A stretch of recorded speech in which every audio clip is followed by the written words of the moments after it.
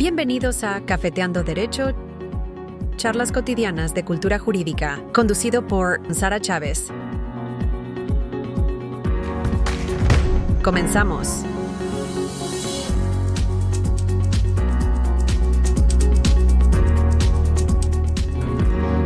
Hola, bonito martes a todos, aquí nuestros amigos de Cafeteando Derecho y pues un martes más de aprender algo de derecho, una plática de temas legales fáciles para todos. ¿Y qué creen?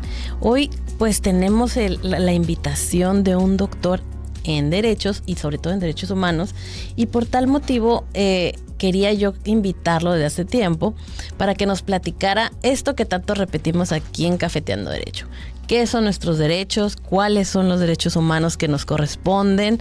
Bueno, nos corresponden a todos, pero sobre todo cómo ejercerlos, cómo saber dónde está el límite que las autoridades pueden traspasar hacia nosotros, pero sobre todo saber de dónde vienen y en la medida en que ustedes conozcan cuáles son sus derechos, pues vamos a tener una mejor vida. Y para eso tenemos aquí al doctor Diego Beristain. ¿Cómo está, doctor? Bienvenido a Cafeteando Derecho. Mi querida Sara Chávez, muchas gracias por la invitación y muy contento y gracias por la oportunidad. Y creo que esos espacios son importantes para todos. Sí, ¿cómo ve? Estamos aquí platicando siempre sobre los derechos de todos los ciudadanos y nos encanta compartir este tipo de temas, pero creo que sí nos hacía falta el tema de qué onda con los derechos humanos, de dónde sale este concepto aquí en México, cómo se aborda, cómo la Constitución no lo tiene respaldado o cómo nace para entender bien pues qué derechos tenemos, ¿no? De dónde, quién nos los indicó o podemos tener más, no sé. Por eso lo invitamos para que nos platique un poquito de qué onda con los derechos humanos en México y en la actualidad, ¿no? Claro, mira, te quiero decir en primer término que los derechos humanos tienen una larga historia en el ámbito internacional, en el ámbito mundial, que hay una partitura de antes de Cristo y después de Cristo. Wow. Antes de Cristo ya había antecedentes donde siempre el ser humano reclamó hacia los poderosos, quien ostentaban el poder, los gobernantes, los reyes, los príncipes, determinados derechos que por supuesto estos fueron avanzando, fueron hacia adelante y nos deja un largo contexto muy interesante donde surgen figuras jurídicas, por ejemplo, como el juicio de amparo, el habeas corpus, como otros indicadores interesantes que valdría la pena, por supuesto, auscultarlos, pero creo que nos vamos a limitar ahora al tema nacional. Por ejemplo, también en el contexto internacional te quiero decir que existen, por ejemplo, los 10 mandamientos, son parte de los derechos humanos. Hay uno que dice no matarás. Sí, claro. Al contrario, sensu, del no matarás, pues es derecho a la, o sea, derecho que proteger la vida, ¿no? A la protección a la vida, ¿no?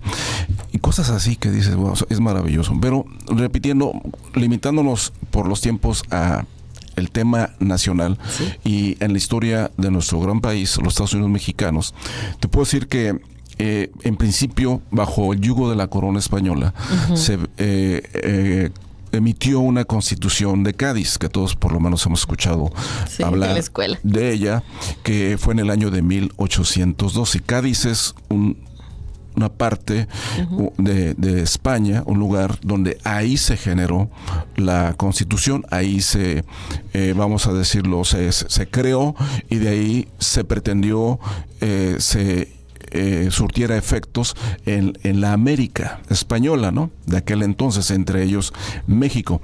Esta Constitución solamente tuvo vigencia por 2 años. 2 años. ¿En qué año fue la? 1812.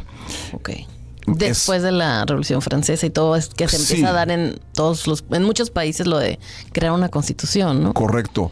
Y esto implicó que México en esa época de 1810 a 1821, 11 años, por la lucha de la independencia, se generaron justamente esas confrontaciones y esas luchas por la independencia. Y después de esta, que ya hablaba la de Cádiz de soberanía nacional, división de poderes, el derecho a la representación, el sufragio universal, masculino, indirecto. Sí, bueno, todas las mujeres estábamos un poco perdidas en ese ámbito. Correcto, igualdad de los ciudadanos ante la ley, eliminación de fueros, derechos individuales y la confesión católica. ¿Cómo? Esta constitución imponía la religión católica para la América española. Era una imposición y era una obligación. Wow. Y decía que no habría mayor religión para estos pueblos que la católica, apostólica y romana. Era parte de nuestros derechos ser católico. Wow. Era una imposición donde no había otra opción. Okay. Y por ello muchos de nosotros nacimos ya bajo esa religión católica, ¿verdad? Pero que evidentemente esto avanzó y hoy en día podemos decir que tenemos libertad de credo, ¿no? Sí. Y de creencia, ¿no? Esto ya es obviamente otro capítulo adelante. Después de esto vino la Constitución de Apatzingán de 1814, donde Morelos, cuyo nombre completo era José María Teclo Morelos Pavón y Pérez. Okay. Nuestro héroe de la independencia, generó esta que se denominó la libertad de la América mexicana. Era el equivalente a la Constitución de Apatzingán. Y liberarnos del Reino de España. Liberarnos del yugo de la corona española. Y intenta Morelos promulgar esta Constitución en 1814 y entre otras cosas promueve, por ejemplo, qué interesante, fíjate, la presunción de inocencia. Wow, en esa constitución, en ese ordenamiento, ya venía consagrada. El derecho a ser escuchado en juicio y no ser castigado sin que precediera ley escrita. El respeto a la propiedad, a la libertad e igualdad y la abolición de la esclavitud. Este fue un intento de Morelos de hacer efectiva esta constitución de Apatzingán, lo cual le cuesta la vida a Morelos. Pues antes de esto no teníamos esos derechos. No teníamos. Bueno, las personas en ese tiempo estábamos bajo el yugo de la corona y la corona española nos pretendía imponer todo lo que se le podía antojar. Okay. Vino el primer ordenamiento constitucional ya más formal, post-independiente, cuando México consagra su independencia de la corona española y se denominó la Constitución Federal de los Estados Unidos Mexicanos, 1824. ¿Sí? Aquí, Guadalupe Victoria, cuyo nombre correcto era José Miguel Ramón Audauto Fernández y Félix, se cambia el nombre precisamente por la Virgen de Guadalupe y la victoria del movimiento insurgente. Y es el primer ordenamiento, 1824, que surge ya como México independiente. Es decir, es nuestra primera constitución. En nuestra primera constitución, ya como México, ¿qué dice? A lo que ya había dicho Morelos en este intento en la Constitución de Apatzingán, se le agrega la libertad de imprenta, ¿sí? Un derecho más donde... Como libertad de expresión, podría ser. De imprenta, es una modalidad a expresarte, correcto. ¿Sí? Había muchos medios que pudieran perfectamente hacer del conocimiento público noticias, ideas, pronunciamientos, ¿no? A lo que ya había consagrado Morelos le suma Guadalupe Victoria la libertad de imprenta. Posterior a esto surge la Constitución de 1857, la de Juárez, que es un ordenamiento interesante, donde también se reconoce el derecho de las personas, por ejemplo, la libertad de expresión. Se consagra expresamente a poseer armas por primera vez en una constitución federal. Fuera de que el ejército. Tenía algunas modalidades, tenía solamente autorización para algunas personas, pero ya... Era un derecho. Exactamente, se podía insertar como un primer derecho en el México ya independiente, 1857 de Juárez, donde además la prohibición de infligir penas de mutilación. Wow. Azote, tormentos, tortura, pena de muerte, solamente la tenía reservada para los traidores a la patria, para los salteadores de caminos, parricidas, homicidas que se caracterizaban por actuar con alevosía, ventaja y la piratería y delitos del orden militar. Solamente esa pena de muerte estaba reservada para ello, pero ya venía a consagrarse y era una realidad. Nada de que si robas una manzana te cuelgan ni nada de eso. Habría que exactamente ver cada caso. Digo, particular. me imagino que eso lo pusieron porque antes pues te mataban por cualquier cosa, ¿no? Sí, Decidía exacto. alguien que era, a veces cometió un delito y pues ya, se acabó su vida. Exactamente, tenía que definirse en cuáles supuestos o en cuáles conductas antijurídicas Solamente se culpables podrían exactamente llevarte a la pena capital, ¿no? Posterior a eso surge la Constitución de 1917, que es la que nos rige actualmente, la de Carranza, ¿sí? José Venustiano Carranza Garza, en 1917, como un producto o una consecuencia del movimiento revolucionario, donde justamente después de gobernar alrededor de 33 años Porfirio Díaz, se lanzan contra esa dictadura, surge el movimiento revolucionario y como resultado de esa lucha surge precisamente la Constitución Política de los Estados Unidos Mexicanos, que promulga Venustiano Carranza, esto repito, en 1917. Él denominó estos derechos humanos ahora como garantías individuales, y estas garantías individuales, pues nosotros incluso fuimos parte de ello antes de la reforma de 2011, donde siempre invocábamos ese artículo primero. Pero ¿por qué decía que eran garantías individuales, doctor? ¿Por qué no desde 1917 hablamos de derechos humanos? Porque creo que esto fue un orden progresivo del orden mundial. No se hablaba de derechos humanos. No se hablaba, por primera vez se habla de derechos humanos después de la guerra.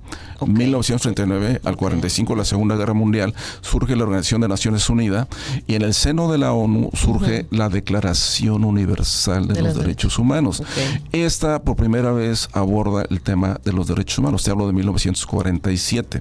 Y en ese orden, pues todos los países del mundo, después de lo que había acontecido en la guerra, que justamente fue, entre otras figuras, el Holocausto, que fue el fin de los judíos, donde mueren 6 millones de judíos de manera atroz, donde no se les respeta ni la vida ni la dignidad. Surge el término.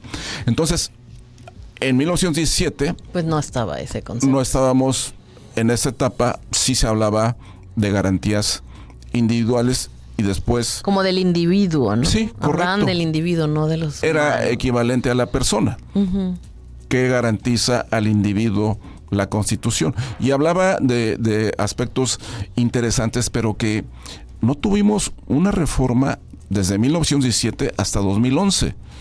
Estás hablando de casi... estructural de nuestros derechos. Es correcto, de casi un siglo. Wow. Y en ese orden... ¿Cómo vivíamos tanto tiempo pues, así? México se encontraba atrasado. Claro. Y se encontraba falto de una redimensión a la Constitución para que configurara el término y los derechos humanos, que esta Constitución de 1917 justamente sufrió esta reforma de calado cuando el presidente Felipe Calderón era jefe del Ejecutivo en el 2011. Y se puede afirmar que esta reforma es la más importante en la historia de México en el tema. Lo chistoso, ¿sabe qué? Bueno, que a mí me llama mucho la atención es que la Constitución de 1917 era pionera en muchos derechos sociales de todas las personas en México. O sea, internacionalmente se reconoce como una constitución pionera en los derechos sociales. Correcto. En básicamente, ¿no?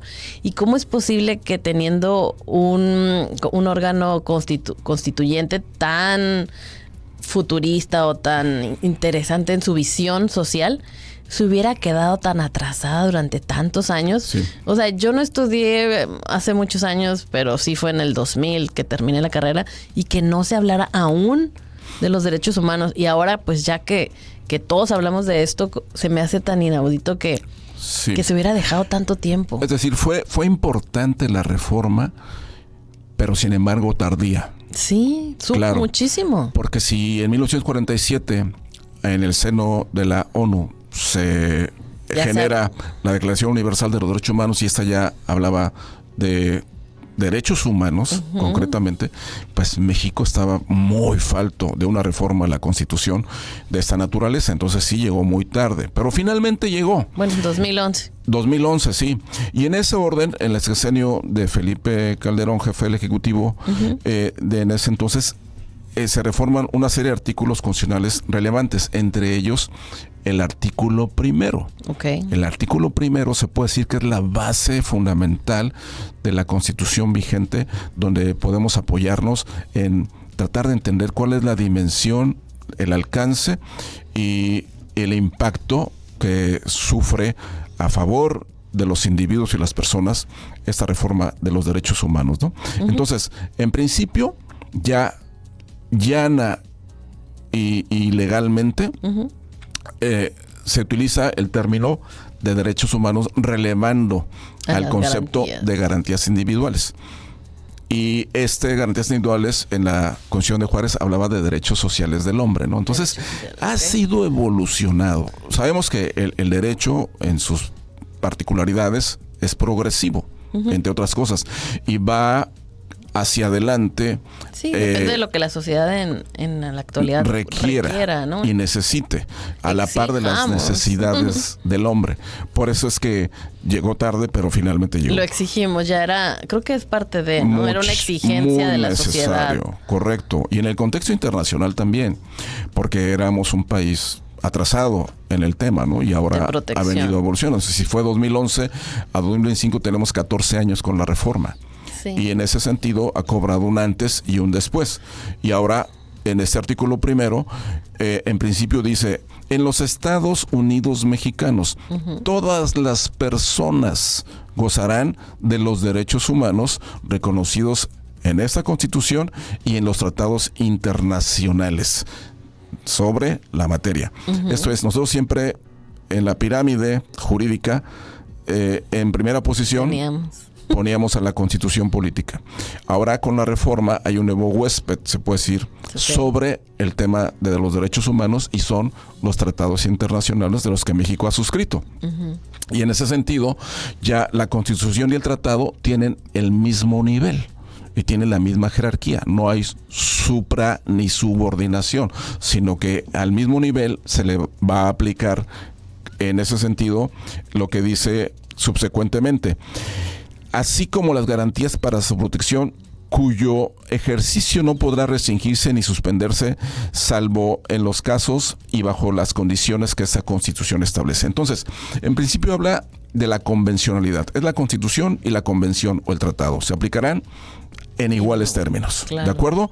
No podrán suspenderse esos derechos humanos, salvo en el caso exclusivo que la propia Constitución autorice. Y vamos a ver ahorita adelante en el artículo 29 cuáles serían esos casos. Ahí entra el tema, porque mucha gente dice, pero eso qué trascendencia tiene en mi vida, en mi persona, que haya derechos en los tratados y que haya derechos en la Constitución. Bueno, ¿no? Porque pueden ser equivalentes, pero puede invocar un derecho a la Constitución y otro el tratado, que no está en la Constitución. Que a lo mejor nosotros, como México, nuestras leyes todavía no están adaptadas a lo que diga un tratado nuevo. Un contexto internacional, correcto. Porque como estamos medio lentos. Y en ese sentido, dice, las normas relativas a los derechos humanos se interpretarán conforme a la Constitución y conforme al tratado internacional en la materia. Aquí viene lo importante, favoreciendo en todo tiempo a las personas la protección más amplia. Este se lo denomina como el principio pro persona. Eso es tan importante. Sí, es decir, el juzgador, la autoridad, tiene la obligación de decir, bueno, aquí está la Constitución, pero aquí está el tratado. ¿Qué le favorece más a la persona? ¿Que le aplique la Constitución o que le aplique el tratado, dado que están en la misma jerarquía y a partir de la reforma los dos surten efectos? Pues el que te da más favorable. El que le favorezca. Por eso es el principio pro persona o pro persona.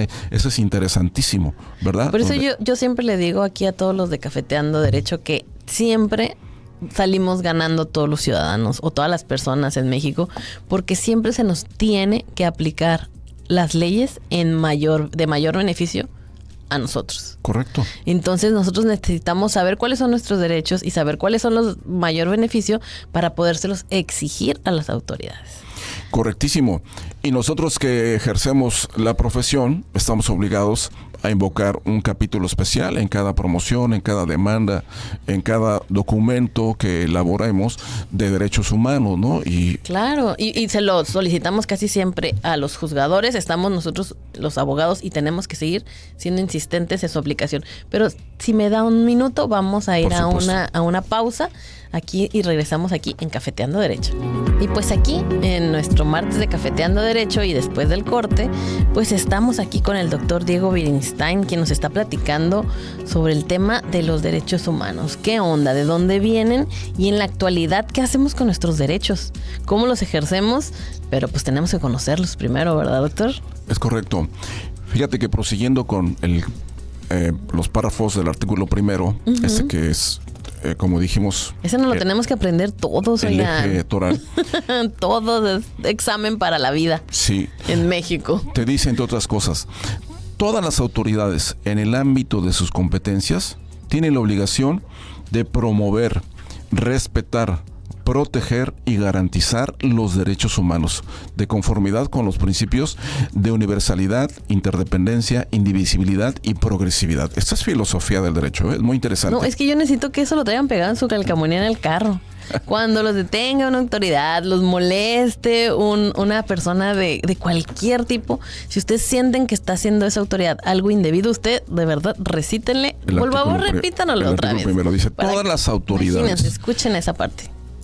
Todas las autoridades en el ámbito de sus competencias tienen la obligación de promover, respetar, proteger y garantizar los derechos humanos de conformidad con los principios de universalidad, interdependencia, indivisibilidad y progresividad. ¿Qué quiere decir esto? Hay que entenderlo. Mira, por ejemplo, el hecho de promover, claro, se dice... una definición corta, pero interesante. Todas las instancias de gobierno, todas de los 3 niveles, federal, estatal, municipal, y a cualquier título de autoridad, dentro del ámbito de su competencia, tienen el deber de difundir información, claro, a las personas sobre sus derechos humanos a efecto de su pleno conocimiento. Esa es la promoción. Sí, si usted no sabe que tiene un derecho, la autoridad tiene la obligación. No está haciendo buena onda el servidor público, no está haciendo buena onda la autoridad en decírselo. Es su obligación. Es correcto. Promover, difundir, ¿no? Luego, proteger. Es una obligación de la autoridad que consiste en que los servidores públicos quedan obligados a adoptar las medidas necesarias para proteger los derechos, incluso frente a particulares, debiendo impedir que los actos de autoridad y de terceras personas violen los derechos del individuo o la persona. ¿Y sabe dónde lo veo aquí de repente que pareciera que el gobierno de repente se le olvida esta parte? Cuando dicen, es que hay que proteger al gobierno. No, al gobierno no se le protege. El gobierno nos protege a nosotros. Es una obligación del Estado. El Estado tiene la obligación de protegernos a nosotros como ciudadanos. Correctísimo.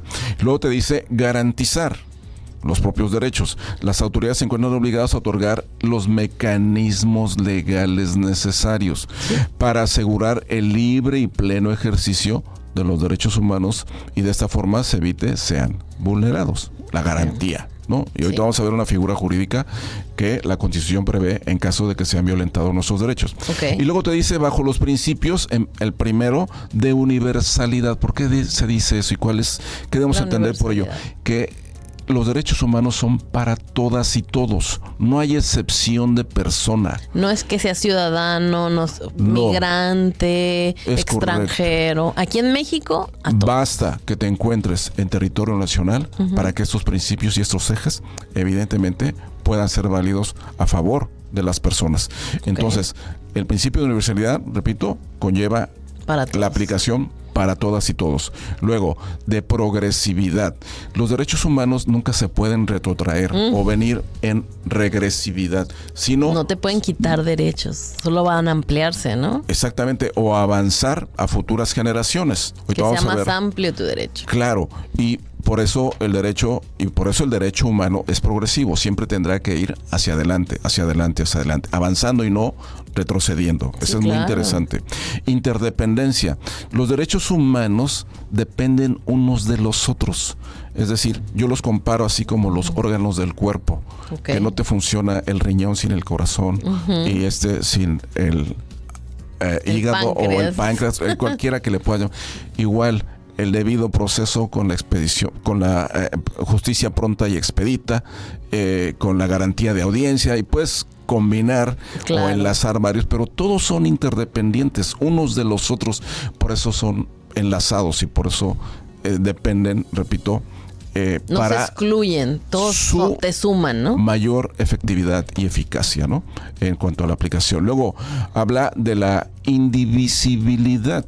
Claro. O sea, los derechos humanos se deben hacer valer en su entero concepto. No pueden aplicarlos parcialmente, exactamente. Poquita libertad. Exacto. No puedes aplicarlos parcialmente, sino en el concepto completo y entero en beneficio de la persona, ¿no? Y eso es poquita interesante. Justicia, dicen. No, es que o me das justicia o no me la estás dando. Entonces, la universalidad, la progresividad, la interdependencia y la indivisibilidad son conceptos muy interesantes que la Constitución consagra y que son parte del estudio y además de hacer valer en cualquier momento en contra de una omisión de la autoridad o un acto de la autoridad, ¿no? Claro. Luego, fíjate, esos derechos se dividen en varias generaciones, pero antes de esto, los párrafos subsecuentes, después de lo que acabamos de analizar, el primer párrafo tan dice, importante. En consecuencia, el Estado deberá prevenir, investigar, sancionar y reparar los derechos humanos. Uy, qué difícil. Ese es un desafío exactamente. Para el Estado. Correcto. Y una tarea permanente y una obligación que la Constitución consagra. Repitiendo, prevenir, investigar, sancionar y reparar. ¿Sí? Eso es complejo, interesante, pero también... Es súper difícil para las autoridades, parece, y sí lo es también, pues, porque tienen que aceptar que ellos han hecho algo indebido, pues, ¿no? Claro, y por eso... No es fácil. Claro, en principio, nosotros debemos hacer valer nuestro derecho. Exigirlo. En segundo, utilizar los medios de defensa necesarios para tal efecto. En nuestro derecho positivo mexicano hay una figura jurídica trascendental, que es el juicio de amparo. Sí. El juicio de amparo data de 1847. Manuel Crescencio Rejón y de Alcalá, un jurista yucateco, que en ese año, 1847, insertó en la Constitución yucateca la figura jurídica del amparo. Obviamente que esto progresó y esto se perfeccionó. Y data de aquella fecha para después insertarla a la Constitución Federal con otro jurista, Otero. Mariano Otero. Y de ahí avanzó hasta la fecha, ¿no? Ha sido objeto de múltiples modificaciones, perfeccionamiento, de manera tal que la figura idónea para hacer valer nuestro derecho cuando se vean vulnerados sería, por las autoridades. Por las autoridades, por supuesto, sería el juicio de amparo. Fíjese que el otro día estaba viendo en una entrevista, bueno, comentarios en las redes sociales, ¿no? Y decían, por el tema de las elecciones extraordinarias donde vamos a elegir jueces y todo eso, y la mayoría de los jueces que vamos a elegir, pues van a ser jueces que resuelven amparos, ¿no? Porque son jueces de distrito. Es correcto. Y decían, es que ese juicio de amparo es solamente para gente pudiente. Y usted aquí me podrá aclarar y podemos aclarar a la gente que un juicio de amparo no solo es para la gente que pueda acceder a la justicia o que tenga dinero para acceder, porque existen las defensorías públicas. Por supuesto. Y también a través de ahí, pues podemos solicitar el amparo. Claro. Primero es un derecho universal. Exacto. Es una figura consagrada en la Constitución, el juicio de amparo. Tercero, no es una figura jurídica que solamente permita a unos sí y a otros no. Exacto. Esto es general. Y efectivamente, quien no pueda acudir a un abogado particular tendrá un abogado defensor de oficio que puede perfectamente interponer el amparo a favor de la persona. Y la otra, la justicia es gratuita, tampoco tiene coste. Es más, ahorita estaba pensando, para tú presentar un juicio de amparo ni siquiera ocupas un abogado. No. No lo ocupas. Bastaría con la apreciación del juez cuando haya una situación especial, donde incluso uno con letra manuscrita, en un escrito sencillo, pueda presentar la demanda pueda acusarse de recibido y pueda inmediatamente surtir el efecto, y el juez debe ponderar la situación en la que se encuentre esa quien persona está exactamente y el motivo, ¿no? Por el que está para en poder esa situación. accionar inmediatamente la figura y como tal proteger a la persona, primero en su vida, en su integridad, en su dignidad, en sus libertades, cosa que efectivamente para eso está configurado y constituido ese juicio. Es de manera sencilla y no se requieren en casos extraordinarios expertos sobre el tema si fuera una situación de vida, de libertad. Exactamente, de una premisa de esa naturaleza. Pero ya evidentemente entrando a situaciones más de fondo, claro que mejor que se asesoren de los especialistas en el tema para pero que puedan no es un tema elitista el tema de amparo. Ni clasista ni elitista. Al revés, de protector de los derechos de las personas. Para todos, exactamente. Entonces eso es muy interesante. Y fíjate que sigue diciendo la Constitución que estos párrafos ya, además de los que hemos mencionados, prohibida la esclavitud, ¿verdad? Desde se ha configurado por lo menos desde 1857, 1917, sigue prevaleciendo ese párrafo, ha sido intocado. Y luego la prohibición a la discriminación, ¿sí? Por motivo de origen étnico, nacional, de género, la edad, discapacidad, condición social, salud, religión, opiniones. Aquí se le agrega en la reforma la preferencia sexual. Sí. ¿Sí?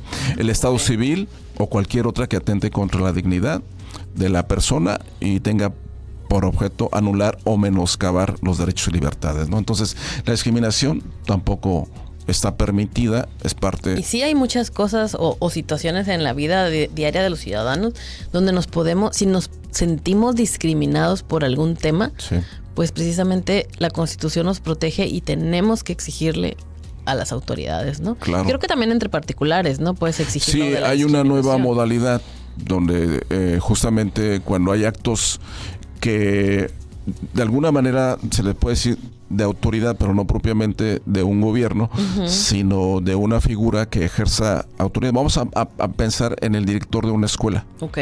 Que ejerza un acto de autoridad en relación al hijo o a la hija que va a la escuela y pretende imponer una situación que no estamos de acuerdo. ¿Sí? Y sobre ello existe en la ley de amparo el que el padre, en un ejemplo de esta naturaleza como tal, pueda interponer un juicio de amparo en contra de ese mandato de autoridad por parte del director para que en un momento dado se valore y se determine a quién le da la razón. Discriminación, ¿no? Si hay alguna discriminación, si hay alguna imposición que está fuera de contexto o cualquier otra violación que pudiera generarse. Como un ejemplo, ¿verdad? Hay otros tantos, pero efectivamente ya entre particulares también puede configurarse e interponerse. Las cuestiones médicas, porque de repente sí te anda ahí discriminando las propias autoridades porque tengas una enfermedad previa a unos síntomas y no te quieren otorgar algún tipo de seguridad social. Claro, estarían violando el derecho al acceso a la salud. Acceso a la salud y discriminándote porque a lo mejor tú naciste con una deficiencia médica. Y dicen, no, pues es que tú ya venías así de defectuoso desde que naciste. Y eso no me da derecho a... Una discriminación llana, ¿no? Que no habría que permitir. Entonces ese tipo de cosas de repente nosotros le creemos a una autoridad que no está informado sobre este tipo de conceptos, porque a veces también pasa, ¿no? Las autoridades no están informadas y a veces las autoridades legales puede ser que estén más informadas, pero va a haber otro tipo de autoridades sanitarias o de ecología que no sepan tanta información legal y estén incurriendo en un tipo de discriminación. Es correcto. Y para eso la discriminación pues está prohibida en todos sus tipos, ¿no? Exacto. Y ante cualquier persona, y por ello habría que justamente hacer valer bajo este párrafo lo que en un momento dado tendríamos que reclamar o exigir, ¿no? Ahora, dice, todas las personas tendrán derecho o podrán ejercer los derechos humanos consagrados en la Constitución y los tratados internacionales. ¿Y qué es persona? Pues sí. ¿Cómo podemos definirla, no? ¿A qué se trata con persona? La Constitución no tiene una definición de persona, pero la Convención Americana sobre Derechos Humanos, de la cual México es parte, estamos bajo jurisdicción internacional, en su artículo 2 establece que la persona se debe entender como todo ser humano. Ok. ¿Sí? De la edad que sea. Vivo. O sea, una persona viva. Correcto. En ese sentido, todo ser humano, en esa calidad, se debe encuadrar. ¿Ya está protegido? En el concepto jurídico del artículo 1 y como tal está protegido. Claro. ¿Verdad? Y eso es muy interesante por si habría duda. Claro, por ejemplo, como ese caso de, no sé si lo llegó a ver en las noticias, de una pareja de jóvenes que tristemente dejaron a un recién nacido en una bolsa, en un bote de basura, o sea, y dicen, pues, ¿qué tanto? Pues que es una persona. Y ese bebé nacido vivo. Es correcto. Ya lo protege la Constitución y lo protegen las leyes. No importa que no esté registrado, no importa que no tenga nombre, no importa que sus papás lo hayan abandonado. El Estado tiene la obligación de velar por su integridad, ¿no? Claro, es una persona. Y ahí no hay limitaciones ni en edad, ni en sexo. Sí, claro. Ni es una persona de 5 días sin registro, sobre todo por el tema de que no tiene nombre. Sí, totalmente vulnerable, ¿no? Sí, muy triste la noticia. Y el Estado lo tiene que proteger. Claro. Hubo la fortuna, ¿verdad?, que fue recuperado en el caso particular y llevado a las instancias debidas, ¿no? Sí, son casos de esta naturaleza como otros, ¿no?, que pudieran presentarse, pero efectivamente es la protección para todo ser vivo. Okay. Para todo ser humano vivo. Ser humano vivo, sí, claro. Exactamente. Entonces, fíjate, abundando sobre el tema, ahora, ¿cuáles son estos derechos? Digo, la Constitución habla de todos los derechos humanos, ¿verdad? Pero ya hay 4 generaciones de derechos humanos en la actualidad. La primera son los civiles y políticos. Esto es a la vida, a la dignidad, a la integridad, a la libertad personal, a la igualdad, no discriminación, seguridad jurídica, tránsito, residencia, pensamiento y religión, opinión y expresión, reunión y asociación, formar la familia, la personalidad jurídica, la inviolabilidad de la vida privada, de la familia, domicilio, correspondencia, votar y ser votado. Okay. Ese es un primer grupo. Son muchos. Que antecede y son bastantes, ¿no? Pero esa es una primera generación. Deberíamos de repartir papelitos informando a la gente de los derechos, la verdad. La segunda generación son los derechos sociales, económicos y culturales. Okay. Esto es a la vivienda, a la salud, a la alimentación, a la seguridad social, al trabajo, a la educación, la cultura y a formar sindicatos, como ejemplo. Todos esos derechos socioeconómicos, donde tenemos que contar con las mínimas prerrogativas para poder subsistir con estos que acabamos. Le llaman derechos sociales. Socioeconómicos. O sociales. Sí. Luego viene la tercera generación, que es la solidaridad entre los pueblos y personas.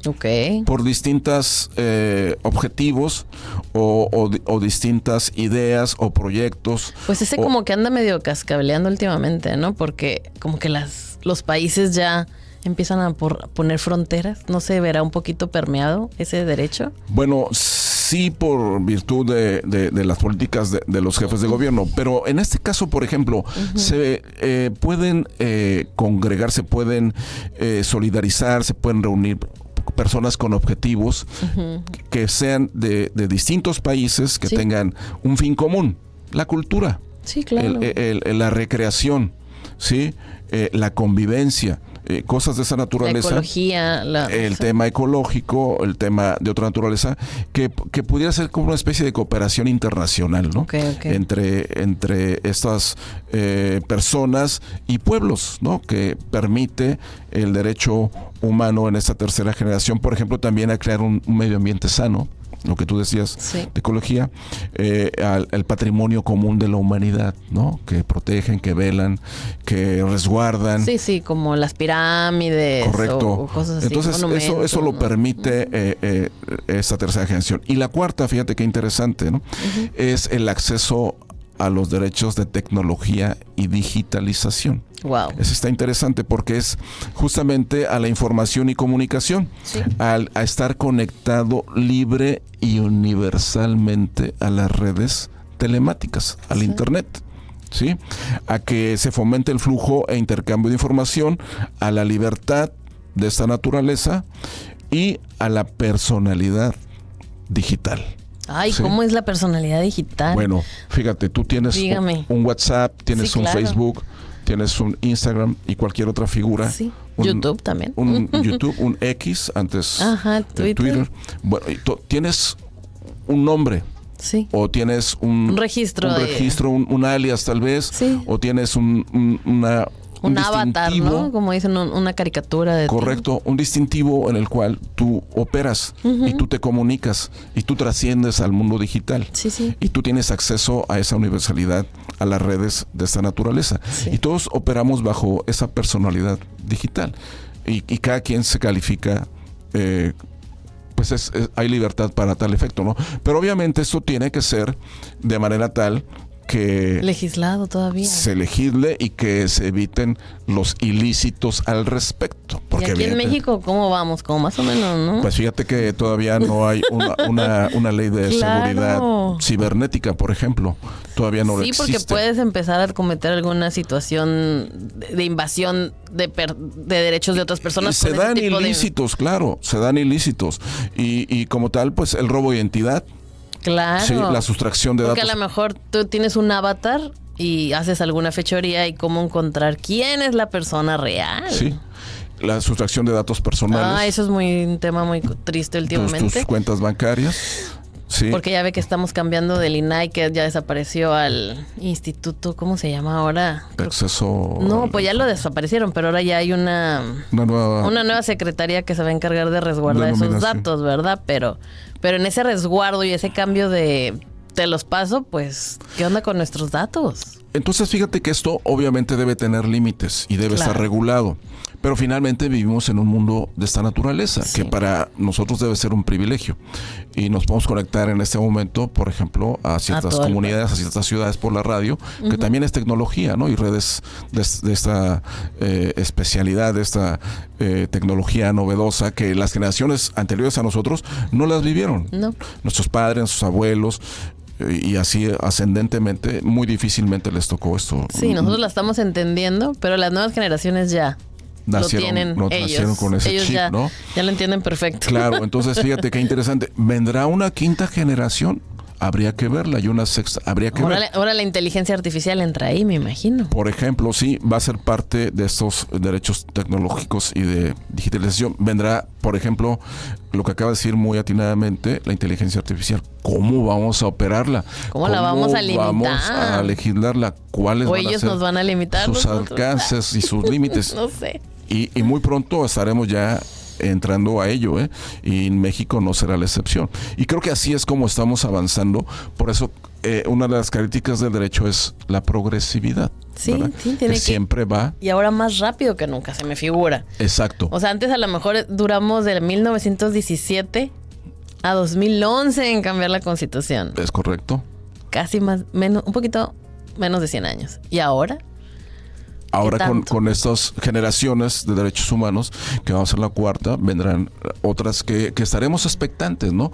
Y que por supuesto no deberían sorprendernos ya, porque como has dicho, vamos a una velocidad muy, vamos a decirlo, activa, con muchos cambios y con muchas figuras novedosas, ¿no? Claro. Ya se habla que los celulares van a pasar a generaciones y va a entrar nuevas modalidades con aparatos de otra naturaleza, más complejos, más rápidos, más pequeños, que por ejemplo, ¿no?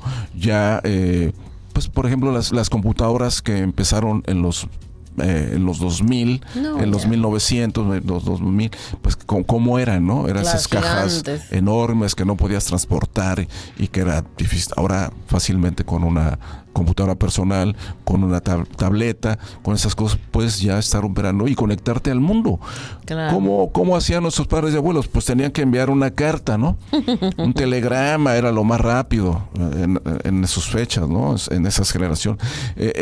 La comunicación no era expedita, no era rápida, y tenían muchos tropiezos y cosas que hoy, por fortuna, nos lleva a otra dimensión de las cosas, pero que evidentemente hay que cuidar y pero hay derechos que, como los de primera generación, que esos ahí están. ¿Por qué? Pues porque es a la vida, a la libertad, la dignidad, esos no van a irse a ningún lado, ¿no? Correcto. A lo mejor van a cambiar por el tema de que pues ahora a lo mejor va a ser la libertad virtual, la libertad de movimiento virtual.